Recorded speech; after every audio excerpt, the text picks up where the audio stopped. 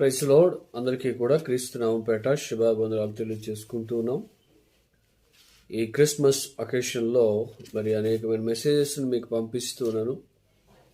ఈరోజు మరి దేవుని యొక్క వాక్యాన్ని మీ అందరికి అందించడానికి దేవుడి చిన్న కృపను బట్టి వందనాలు చెల్లిస్తున్నాను. సో క్రిస్మస్ని మనందరం సమీపిస్తూ ఉన్నాం. మీ అందరికీ కూడా క్రిస్మస్ దీవెనలు అద్భుతంగా కలగాలని నేను కోరుకుంటూ ఉన్నాను. కొడుకు పుట్టినరోజు చేస్తూ కొడుకును మర్చిపోయిన తల్లిదండ్రులు చాలామంది ఉంటారు. పుట్టినరోజు వాడిదే కొడుకును మర్చిపోయి లోకాశల్లో పడిన వాళ్ళు చాలామంది ఉంటారు. అలాంటి క్రిస్మస్ నువ్వు చేయకు, అలాంటి క్రిస్మస్లో నీవు ఉండకు. ఇది దేవుని యొక్క వాగ్దానం. కాబట్టి ఈరోజు విశ్రాంతి కాలములు వస్తున్నాయి అంటాడు. అదే రీతిగా ఈ విశ్రాంతి కాలంలో ఉండాలని కోరుకుంటూ ఉన్నాను. ఇంకొక వర్తమానాన్ని కూడా నేను మీకు తెలియజేస్తాను. ఇది అపోస్తుల కార్యం గ్రంథం 3వ అధ్యాయం. అపోస్తుల కార్యం గ్రంథం 3వ అధ్యాయం 19-20 వచనాలు మనం చదువుకుంటే ఇక్కడ మరి ఒక కాలం గురించి రాశాడు. ప్రభు సముఖము నుండి విశ్రాంతి కాలంలో వచ్చినట్లును మీకు బోధింపబడిన క్రీస్తు యేసును ఆయన పంపినట్లు మీ పాపం తుడిచివేయబడి నిమిత్తము మారు మనసునందు తిరుగుడి. అన్నిటికీ కుదురుబాటు కాలం వచ్చినని అన్నిటికీ కుదురుబాటు కాలములు వచ్చునని దేవుడు ఆది నుండి తన పరిశుద్ధ ప్రవక్తల నోటితో పలికించెను అంటే కుదురుబాటు కాలములు వచ్చును. ఇప్పటి వరకు విశ్రాంతి కాలములు రెండు మనం చూసాం. ఇప్పుడు ఇంకొక కాలం ఏంటంటే కుదురుబాటు కాలం. దీని గురించి మనం ఆలోచన చేస్తే కుదురుబాటు కాలం అని ఇక్కడ ఎందుకు చెప్పబడింది అని మనం ఆలోచన చేస్తే చూడండి, ఒక గర్భిణీ స్త్రీ ఉందనుకోండి, ఆ బిడ్డను కంటే అది సంపూర్ణమైనట్లు లెక్క. ఈ కుదురుబాటు కాలం అంటే సంపూర్ణమైన కాలం. ఒక కార్యమును ప్రారంభించి దాన్ని ముగించటం కుదురుబాటు కాలం అంట. ఏమంటే ఆడు కుదురుగా లేడండి, కుదురుపడ్డాడని అంటారు. అంటే అర్థం ఏంటి? ఒకప్పుడు కుదురుబాటు లేదు వాడికి, ఇప్పుడు కుదురుబాటు వచ్చేసింది. అలాగే ఒకరికప్పుడు సంపూర్ణమైనది లేదు, ఇప్పుడు సంపూర్ణమైనది వచ్చేసింది. ఒకప్పుడు అన్నీ అస్తవ్యస్తంగా ఉన్నాయి, ఇప్పుడు అన్ని క్రమం వచ్చేసింది. క్రమం వచ్చింది కాబట్టి క్రమమైన జీవితం ప్రతి మనిషికి రావాలి. కాబట్టి ఈ క్రిస్మస్ సందేశంలో 7 విషయాలు కుదురుబాటు కాలం గురించి నేను మీకు తెలియజేస్తాను. ఎందుకంటే ఈ క్రిస్మస్లో మీరు సంపూర్ణమైన వారిగా ఉండాలి. పౌలు అంటాడు, నేను ప్రతి మనిషిని సంపూర్ణునిగా చేసి ఆయన ఎదుట నిలబెట్టాలని అంటాడు. ఈరోజు కుదురుబాటు కాలం అంటే ఏంటంటే సంపూర్ణమైన కాలంలోకి మనం వచ్చాం. యేసు ప్రభు సంపూర్ణమైన వాడుగా ఈ భూమి మీదకి వచ్చాడు. కాబట్టి ఆయన సంపూర్ణముగా ఈ భూమి మీదకి వచ్చాడు. ఆయన సంపూర్ణమైన కాలములో కుదురుబాటు కాలంలో వచ్చాడు. ఆయన వచ్చినటువంటి విధానము మనం ఆలోచన చేస్తే దేవుడు ఒక కాలంలో ఉన్నాడు. ఆ కాలం ఏ కాలము అని మీరు ఆలోచన చేస్తే సామెతల గ్రంథం 8వ అధ్యాయం 23వ వచనం చదివితే ఈ కుదురుబాటు కాలముల కంటే ముందు కాలంలోనే ఈ కుదురుబాటు కాలం గురించిన వివరణ కొంచెం దేవుడు అక్కడ ఇచ్చాడు. 8:23 సామెతల గ్రంథం. అనాది కాలము మొదలుకొని మొదటి నుండి చూడు, అనాది కాలం వేరు, భూమి ఉత్పత్తి అయిన కాలం వేరు.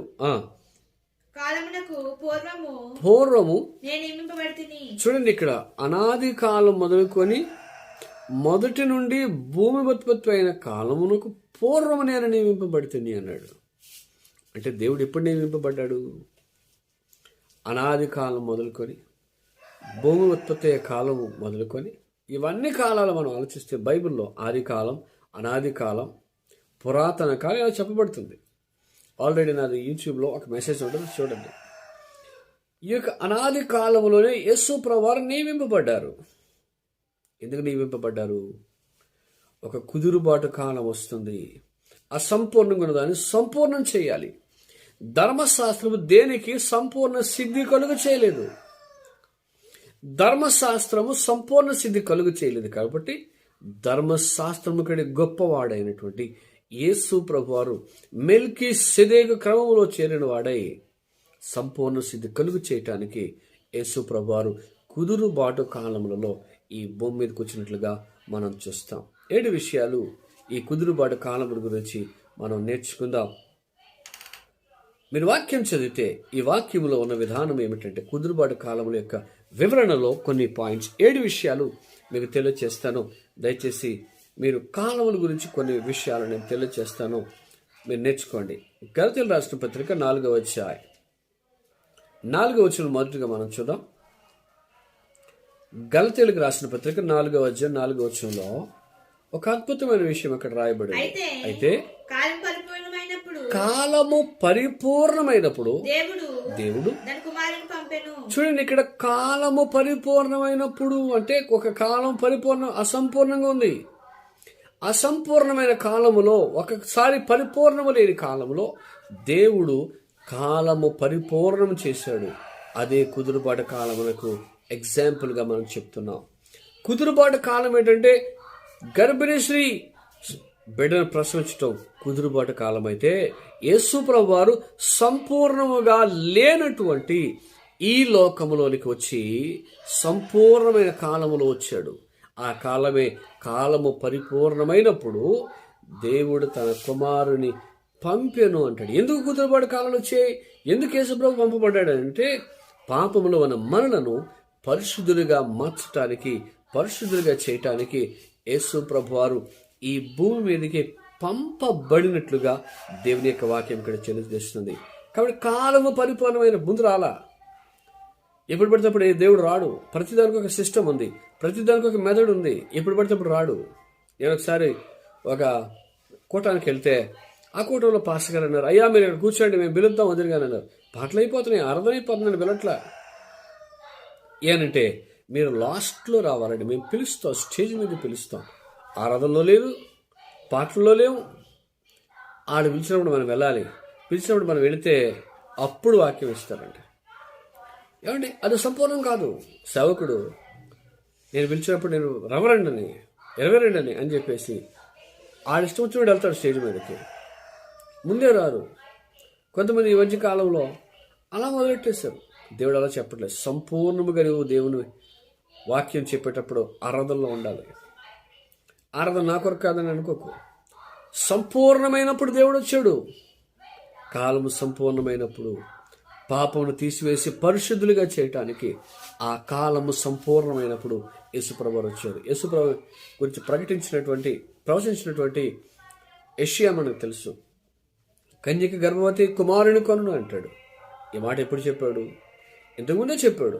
కాబట్టి ఆయన చెప్పినటువంటి మాట మనం విన్నప్పుడు, ఆయన చెప్పిన మాట విన్నప్పుడు ఆయన చనిపోయాడు. 700 సంవత్సరాల తర్వాత యేసుప్రభు పుట్టిన విధానము మనకు తెలుస్తుంది. అంటే 700 సంవత్సరాల క్రితం యెషయా ప్రవచించాడు. ఆ ప్రవచన సారమే కాలము పరిపూర్ణమైనప్పుడు యేసుప్రభు వచ్చాడు. యేసుప్రభు కన్యక పుడతాడని చెప్పినప్పుడు అందరూ వెర్రవాడిగా చూశారు. 3 సంవత్సరాలు దిగంబరుడిగా ఉన్నప్పుడు ఇటు పిచ్చోడైపోయాడు. ఒకప్పుడు కన్యక గర్భవతి కుమారుని కట్టదన్నాడు. ఎలా కట్టదు కన్యక అని చెప్పి బట్టలు లేకుండా దేవుడు చెప్పాడని దిగంబరుగా తిరుగుతున్నప్పుడు అతన్ని ఏం చేశారంటే చంపేశారు. కానీ చనిపోయిన తర్వాత కొన్ని వందల సంవత్సరాల తర్వాత యేసు ప్రభువారు కుదురుబాటు కాలం వచ్చినప్పుడు, కాలము పరిపూర్ణమైనప్పుడు యేసు ప్రభువారు పుట్టారు. యేసు ప్రభువారు వచ్చారు. అందుకే తన ప్రజలను వారి పాపం నుండి విడిపించడానికి యేసు ప్రభువారు వచ్చారు. అది సరైన టైం. అదే కుదురుబాటు కాలము అని ఇక్కడ చెప్పబడుతూ ఉంది. కాబట్టి ప్రభువుని పిల్లరా, ఆ కాలము సంపూర్ణమైనప్పుడు యేసు ప్రభు వచ్చారు. రెండవదిగా మనం చూస్తే మార్కు సువార్త 1వ అధ్యాయం 15వ వచనం కూడా చూద్దాం. ఈ కుదురుబాటు కాలములో వచ్చునని యేసు ప్రభు ఎందుకు ఆ మాట రాయించాడంటే, మార్కు సువార్త 1:15 మార్కు సువార్త 1:15లో మనకి ఒక మాట రాయబడినది. ఏమనంటే కాలము సంపూర్ణమైనది అంటాడు. చదవండి. కాలము సంపూర్ణమైనది, దేవుని రాజ్యం సమీపించున్నది, వారి మనసు పొంది. చూడండి, ఇప్పుడు కాలము సంపూర్ణమైందంట. ఎందుకు సంపూర్ణమైంది? దేవుని రాజ్యము సమీపిస్తుంది కాబట్టి కాలము సంపూర్ణ దశకు వచ్చేసింది. కాలము కుదురుబాటు కాలము రావడం యేసుప్రభు రావడానికి కారణం ఏంటంటే కాలము సంపూర్ణమైందని తెలియజేస్తున్నాడు. దేవుని రాజ్యము సమీపించిన. దేవుని రాజ్యం అంటే సంఘం. పరలోక రాజ్యం దేవుని రాజ్యం తేడా ఏంటి? పరలోకములో దేవుడు ఉంటాడు. దేవుని రాజ్యం అంటే సంఘం. పరలోక రాజ్యం సమీపించినది, దేవుని రాజ్యం సమీపించినది, అవి సంపూర్ణమైనది అంటాడు. దేవుడు సంపూర్ణమైన భూమి మీదకి వచ్చి ఏం చేశాడంటే ఆ సంపూర్ణత తెలియచేశాడు. ఆ సంపూర్ణతను తెలియచేశాడు కాబట్టి ఆయన దేవుని రాజ్యం గురించి ప్రకటిస్తాడు. ప్రభుత్వ పిల్లారా, ఈరోజు మీరు నేను కూడా ఆలోచించవలసిన ఒక విషయం ఏంటంటే దేవుడు కాలము సంపూర్ణమైన వచ్చి దేవుని రాజ్యాన్ని ప్రకటించాడు. నీవు నేను కూడా ఆయన కాలము సంపూర్ణమైనప్పుడు కుదురుబాటు కాలంలో వచ్చాడు కాబట్టి దేవుని రాజ్యాన్ని ప్రకటించాలి. తినేసి గేదెలకు తినేసి ఇంట్లో కూర్చోవడం కాదు. చాలామందిని చూస్తుంటాను, తండ్రి సంపాదించిన ఆస్తులో లేకపోతే తండ్రి సంపాదించిన ఆస్తులో లేదా విదేశాల నుంచి వచ్చిన డబ్బులో ఉండి తినేసి గేదెల్లాగా బలిసిపోయి ఏసీల్లో పడుకొని నడవడానికి కూడా ఇబ్బంది పడి ప్రైజ్ అల్లా అది కూడా చెప్పలేరు. ఏసీ అలవాటు పడిపోయింది వాళ్ళకి. కాబట్టి దేవుని రాజ్యం ప్రకటించాలి. నీకు దేవుని రాజ్యం ప్రకటించడానికి ఒక అవకాశం ఇచ్చాడు. కాలము సంపూర్ణమైన యేసుప్రభువు వచ్చి దేవుని రాజ్యం సమీపించి ఉన్నదని ప్రకటించాడు. ఈరోజు ఎంతోమంది దైవ సేవకులు కష్టపడి విదేశాల నుంచి త్యాగం చేసి దేవుని రాజ్యాన్ని ప్రకటిస్తున్నారు. మనం ఏం చేయగలుగుతున్నాం? గుడికి రమ్మంటే రాలేం, ప్రార్థన చేయమంటే చేయలేం. కాబట్టి ఇవన్నీ విషయాలు చేయలేం. మనం ఎందుకు చేయలేమంటే దేవుని యొక్క కుదురుబాటు కాలంలో వచ్చి దేవుని రాజ్యం సమీపించింది కాబట్టి దేవుని రాజ్యానికి వారసులు అవ్వాలి. ఆ వారసత్వం కొరకు దేవుని రాజ్యాన్ని ప్రకటించాలి. అనేక మందిని దేవుని రాజ్యం తీసుకుని రావాలంటే ఈరోజు పని చేయాలి. పని చేసే తత్వం ఇక్కడ ఉంది. నీకుందా ఆ తత్వం? నువ్వు యేసుప్రభు గురించి ప్రకటిస్తున్నావా? నిన్ను జ్ఞాపకం చేసుకో. మూడవదిగా మనం ఆలోచన చేస్తే మొదటి తిమోతి రాసిన పత్రిక 2వ అధ్యాయం 6వ వచనాన్ని కూడా మనం చదువుకుందాం. మొదటి తిమోతి రాసిన పత్రిక 2వ అధ్యాయం 6వ వచనంలో కూడా ఏమని ఇక్కడ రాయబడి ఉందంటే ఈయన అందరి కొరకు విమోచన క్రయధనముగా తన్ను తానే సమర్పించుకొనెను. దీనిని గూర్చిన సాక్ష్యము యుక్త కాలమందు ఇవ్వబడిన. దీనికి ఇంగ్లీష్ ఏం రాసేది తెలుసా? ప్రాపర్ టైం అంటే సరైన సమయం, సరైన కాలం. యేసు ప్రభు వారు సరైన కాలంలో ఇవ్వబడ్డాడు. ఎందుకో తెలుసా? మళ్ళీ చదవమని చూడండి. విమోచన క్రయధనముగా అంటే విమోచించాలంటే క్రయధనం చెల్లించాలి. అప్పుడు ఎవరు సమర్పించుకోవాలి? డబ్బులు కట్టాలి. విమోచించాలంటే డబ్బులు కట్టాలి. డబ్బులు లేవా ఆయన దగ్గర? లేవా? ఉన్నాయి. చెప్తాను మీకు, నెక్స్ట్ పాయింట్లో చెప్తాను.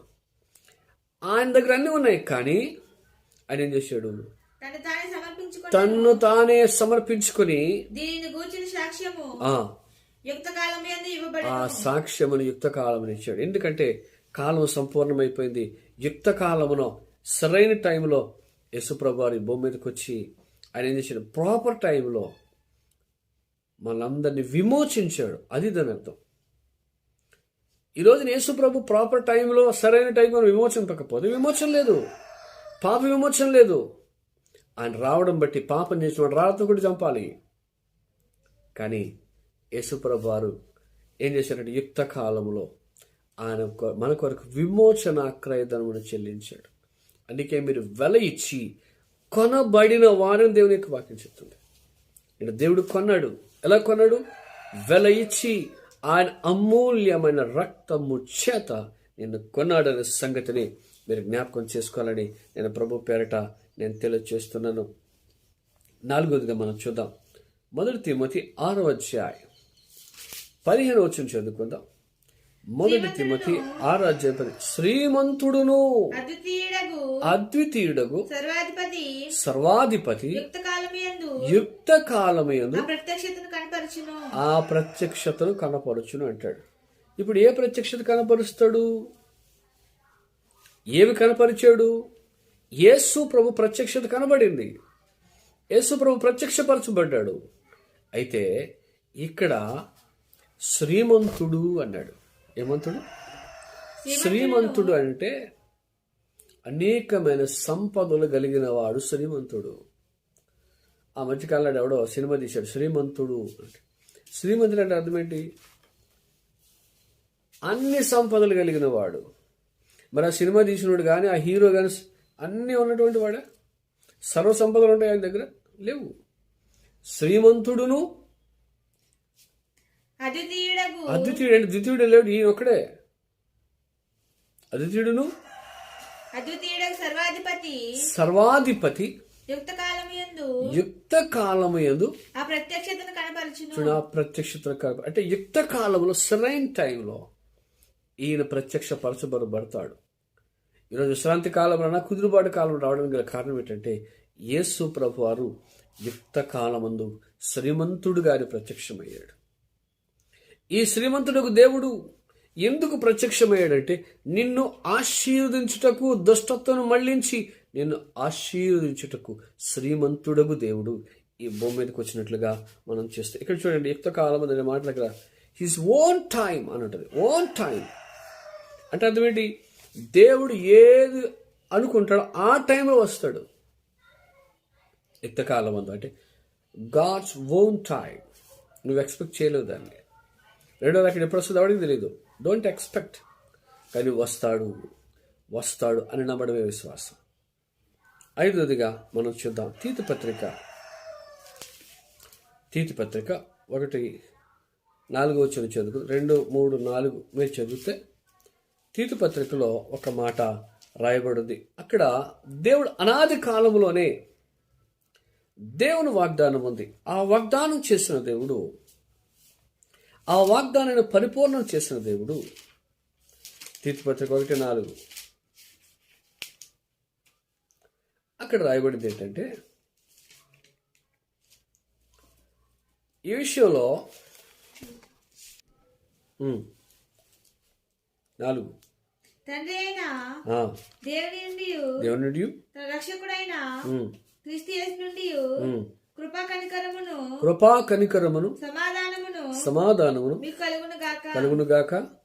నేను మీకు ఆజ్ఞాపించిన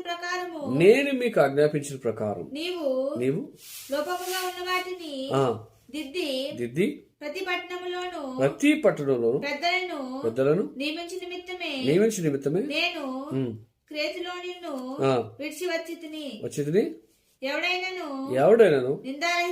నిందారహితుడును ఏకపత్ని పురుషుడును దుర్వ్యాపార విషయమును నేరం మోయబడిన వారై అవిధేయులు కాక విశ్వాసులైన పిల్లలు గలవారైనను ఉన్న ఎడల అట్టివానిని పెద్దగా నియమింపవచ్చును. ఎందుకనగా పైన 3 చదువు. అందరి విశ్వాస విషయంలో నా నిజమైన కుమారుడగు తీతుకు శుభమని చెప్పి వ్రాయబడినది. ఆ నిత్య జీవమును అబద్ధమాడనేరని దేవుడు అనాది కాలమందే వాగ్దానం చేసెను గాని ఇప్పుడు మన రక్షకుడైన దేవుని ఆజ్ఞ ప్రకారము సువార్త ప్రకటన వలన తన వాక్యమును యుక్త కాలమందు బయలుపరచబడు. ఏం బయలుపరచబడింది? సువార్త బయలుపరచబడింది. ఎప్పుడు బయలుపరచబడింది అంటే ఇది బిగినింగ్ ఆఫ్ టైం అన్నాడు దీన్ని. అండ్ సీజన్ అని కూడా ఉపయోగించాడు. అంటే అర్థం ఏంటంటే ఇక్కడ దేవుడు ఒక కాలంలో ఒక వాగ్దానం చేశాడు. ఆ వాగ్దానం యుక్త కాలంలో సరైన టైంలో దేవుని సువార్త మర్మం బయటకు వచ్చింది. దేవుని సువార్త మర్మము ఈ రోజున మరుగు చేయబడింది. యుగములలోనూ మరుగు చేయబడిన మర్మం సువార్త. ఈ సువార్త ఇప్పుడు యుక్త కాలం మనకు వచ్చిందంటే ప్రాపర్ టైంలో మనకు వచ్చేసింది. ఈ రోజున సువార్త వచ్చింది కాబట్టి రక్షింపబడ్డావు, లేకపోతే రక్షణ ఎక్కడుంది నీకు? ఈరోజు చాలా గ్రామాలు, నేను తెలంగాణలో కంబాలపల్లి ప్రాంతం వెళ్ళాను. వాళ్ళు ఇంకా అనాగరికులుగానే ఉన్నారు. సెల్ ఫోన్స్ ఉన్నాయి కానీ వాళ్ళ వస్త్రధారణ ఇంకా అలాగే ఉంది. వాళ్ళకి సువార్త చెప్పాం. ఆ నెలలో పాస్టర్ గారు ఆ పడవలు వేసుకొని బ్యాటరీ పట్టుకొని వెళ్ళేటువంటి వారు. అక్కడ తిండి కూడా వెరైటీ, డిఫరెంట్. ఆ తిండి తినడం కష్టం. ఆ తిండి తిని అలాగే అక్కడ సేవ చేశారు, అనేక మంది రక్షించారు. ఈ రోజున ప్రాపర్ టైంలో సువార్త మనకు వచ్చింది కాబట్టి మనం ఆశీర్వదింపబడిన జనాంగంగా మనం ఉన్నాం. ఆశీర్వదింపబడే జనాంగంగా మనం ఉన్నామని దేవుని యొక్క వాక్యం ఇక్కడ తెలియజేస్తుంది. కాబట్టి ఆ టైంలో మనకు సువార్త వచ్చింది, ఆ మర్మము ప్రకటింపబడింది. ఆరోదిగా మనం చూద్దాం అపోస్తుల కార్యముల గ్రంథం 15వ అధ్యాయం 17వ వచనం కూడా మనం చదువుకుందాం. అపోస్తుల కార్యముల గ్రంథం 15-17 వచనం చదువుకుందాం. పడిపోయిన దావీదు గుడారము తిరిగి కట్టెదను, ఆ దాని పాడైన వాటిని తిరిగి కట్టి దాని నిలువ పెట్టెదను అని అనాది కాలము నుండి సంగతులు తెలియపరిచి ప్రభు సెలవిచ్చుచున్నాడు. చూడండి, ఇక్కడ అనాది కాలములోనే కుదురుబాటు కాలములు వస్తాయి. ఈ అనాది కాలంలో వస్తాయని దావీదు గుడారము, పడిపోయిన దావీదు గుడారము తిరిగి కట్టాలి. క్రిస్మస్ అంటే ఏంటంటే దావీదు గుడారము తిరిగి కట్టాలి. మనందరం పశువుల పాకలు కడతాం, అన్నీ చేస్తాం. కానీ క్రిస్మస్ యొక్క ఆంతర్యం ఏంటి? కుదురుబాటు కాలం అంటే అర్థం ఏంటి? అనాది కాలం అంటే అర్థం ఏంటంటే పడిపోయిన దావీదు గుడారము కట్టాలి. ఎంతమంది ఈ రోజున విశ్వాసంలో పడిపోయారు? అవిశ్వాసంలో ఎంతమంది ఉన్నారు? చాలా విషయాల్లో పడిపోతూ ఉంటాం. మన నన్ను జారకుండా కాపాడు, పడకుండా నిలబెట్టని పాట పాడుతుంటారు చాలామంది. ఈ రోజున నీవు ఎక్కడ పడిపోయావు? దావీదు గుడారం ఎందుకుందో తెలుసా? పడిపోయిన ప్రతివాడు అందులోకి రావాలి. పడిపోయిన ప్రతివాడు ఈ దావీదు గుడారంలోకి వచ్చి దేవుని పాదాల చెంత పడిపోయిన జీవితాన్ని జ్ఞాపకం చేసుకొని దేవునిలో పాపక్షమాపణ పొందాలి. అందుకే దేవుడు కుదురుబాటు కాలంలో యేసుప్రభు నిర్ణయించబడ్డాడు. ఆ దావీదు గుడారం కట్టడానికి శిలువ యజ్ఞమైన దావీదు గుడారమును కట్టి, సంఘం అనేటువంటి దావీదు గుడారమును కట్టి నిన్ను అందులో ఉంచాలని దేవుని యొక్క ఉద్దేశం. ఆ మందిరంలో ఉండాలి. అది దేవుని యొక్క కాన్సెప్ట్. బయట తిరగమని కాదు, లోకంలో తిరగమని కాదు, వ్యభిచారులుగా, పాపులుగా, ప్యాకెట్ రాయిలుగా తిరగమని దేవుడు నిన్ను పిలవలేదు. అందుకు నీకు దేవుడు రక్షణ ఇవ్వలేదు. ఎందుకు ఇచ్చాడంటే పడిపోయిన దావీదు గుడారములో నీవు ఉండాలి. 7వదిగా నేను మీకు చూపించి నేను ప్రార్థన చేస్తాను. రోమీయులకు రాసిన పత్రిక 16వ అధ్యాయం 25వ వచనాన్ని కూడా చదివి ముగిస్తాను నేను. రోమీయులకు రాసిన పత్రిక 16వ అధ్యాయం 25వ వచనం కూడా మనం చదువుకుంటే సమస్తమైన ఏ అన్యజనులు అండి? సమస్తమైన అన్యజనులు. అందుకే నా మందిరము సమస్త అన్యజనులకు ప్రార్థనా మందిరం అనబడును అంటాడు. House of prayer to all nations అన్నాడు. సమస్త అన్యజనులు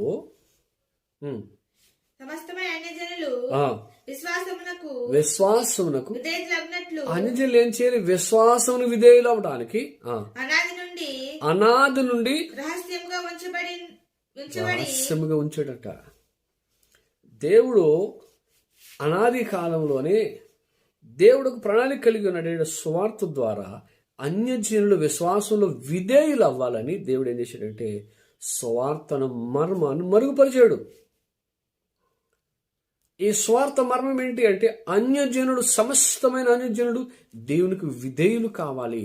ఆ విధేయులు కావాలి కాబట్టి కుదురుబాటు కాలాన్ని దేవుడు నిర్ణయించి ఆ కాలంలో, ఆ కాలము పరిపూర్ణమైనప్పుడు యేసుప్రభు వారు సమస్తమైన అన్యజనుడు విశ్వాసంలో విధేయులు అవ్వాలి. చాలామంది అంటారు యేసుప్రభు ఎందుకు వచ్చాడు? ఇశ్రాయేలు కొరకు కదా అంటాడు కొంతమంది. సగం సగం బైబిల్ తెలుసు వాళ్ళకి, సగం సగం వాక్యం తెలుసు. ఏం తెలుసు నీకు రా వాక్యం? ఏ గుడి తెలియదు. మొన్నడు ఎవడు